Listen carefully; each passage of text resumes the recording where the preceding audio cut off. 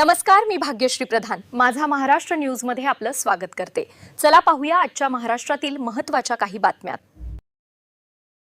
मनपाच्या कचरा गाडीतून जनावरांच्या अवशेषांची कथित वाहतूक, गोरक्षकांनी पाठलाग करून ट्रॅक्टर पकडला। बकरी ईदच्या पार्श्वभूमीवर धुळ्यात बेकायदेशीर कत्तली होत असल्याचा आणि महानगरपालिकेच्या सरकारी कचरा गाड्यांमधून संशयित गोमांस तसेच जनावरांचे अवशेष वाहून नेले जात असल्याचा गंभीर आरोप स्थानिक गोरक्षकांनी केला आहे। या प्रकरणी गोरक्षकांनी स्वतः पाठलाग करून कचऱ्याने भरलेला एक ट्रॅक्टर पकडला असून तो पोलिसांच्या स्वाधीन केला आहे।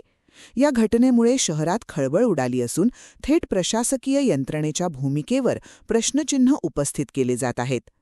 धुळे शहरात बकरी ईदच्या काळात मोठ्या प्रमाणावर संशयित गोवंशाची कत्तल होत असल्याचा दावा गोरक्षक कार्यकर्त्यांनी केला आहे। कार्यकर्त्यांनी केलेल्या आरोपानुसार कत्तलीनंतर जनावरांचे अवशेष आणि संशयित मांस विल्हेवाट लावण्यासाठी थेट महानगरपालिकेच्या सरकारी कचरा गाड्यांचा वापर केला जात आहे। मिळालेल्या गुप्त माहितीच्या आधारे आज गोरक्षकांनी असाच एक कचरा वाहून नेणारा ट्रॅक्टर रोखला। समोर आलेल्या दृश्यांमध्ये स्पष्ट दिसते की ट्रॅक्टरच्या ट्रॉलीमध्ये कचरा आणि काळ्या ताडपत्रीच्या खाली मोठ्या प्रमाणावर जनावरांचे अवशेष लपवण्यात आले होते।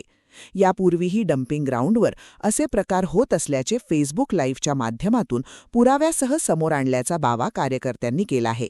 तसेच या बेकायदेशीर प्रकारांवर प्रशासनाकडून कारवाई करण्याऐवजी उलट गोरक्षकांवरच खोटे गुन्हे दाखल केले जात असल्याचा संतापजनक आरोपही त्यांनी केला। दरम्यान ट्रॅक्टर पकडल्यानंतर पोलीस घटनास्थळी दाखल झाले असून त्यांनी वाहनाची आणि त्यातील संशयित साहित्याची तपासणी सुरू केली आहे। सर्वांना जय श्रीराम। बकरी ईद निमित्त धुळे शहरात दरवर्षी गोवंशाची व वासरांची मोठ्या प्रमाणात कत्तल होत असते आणि पोलीस प्रोटेक्शनमध्ये महानगरपालिकेच्या सरकारी कचरा गाड्यांमधून धुळे येथील वरखेडी कचरा डेपो येथे पोलीस प्रोटेक्शनमध्ये या सरकारी वाहनांमधून महानगरपालिकेच्या कचरा वाहनां JCB लावून त्या ठिकाणी खड्डे करून पुरण्याचं काम चालतं। ॲनिमल प्रिझर्वेशन ॲक्ट 1976 सेक्शन 5 प्रमाणे गोमांस ताब्यात बाळगणं, वाहतूक करणं, विल्हेवाट लावणं हा कायद्याने गुन्हा आहे।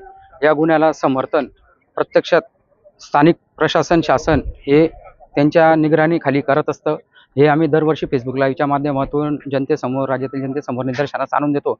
आमच्यावर गोरक्षकांवर खोटे गुन्हे दाखल होतात, 353 गुन्हे दाखल करतात आणि आम्हाला मारहाण देखील केलेली आहे पोलीस स्टेशनमध्ये। त्या संदर्भात कोर्टाला पुरावे देखील दिलेले आहेत आणि हे सर्व प्रकार धुळे शहरात मोठ्या प्रमाणावर चालत असतात, दरवर्षी होतात।